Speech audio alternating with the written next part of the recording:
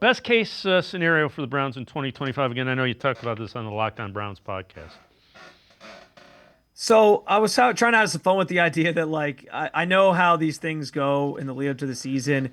We all have ideas right now of how the season's going to go, how good or bad the team is going to be. Vegas has their odds all set at like 4.5, 5.5 wins. But if this team, I think this defense is going to be really, really good again.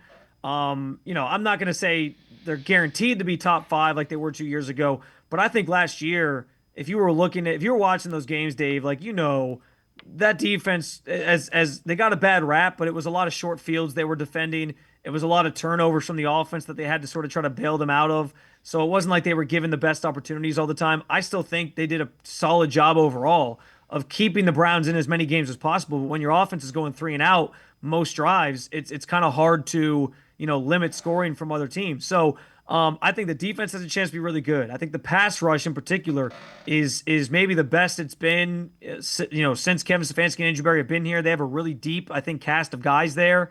And then on top of that, if you get competent quarterback play, or if Joe Flacco turns back the clock to 2023 and has like a long season of consistent play in this offense, or maybe you hit on one of the rookies and he kind of and they kind of emerge. I could see a world where this team at least gets to December and they're at least in the hunt, right? Like they're showing up on the graphic with like 6 or 7 wins, and it's like, hey, depending on how they play in December, maybe we're talking about a playoff team here. I know it's probably a little far fetched. I know it's hard for people to sort of picture, but I know by the time the season rolls around, there will be Browns fans trying to talk themselves into that idea that this season can mean something and will mean something.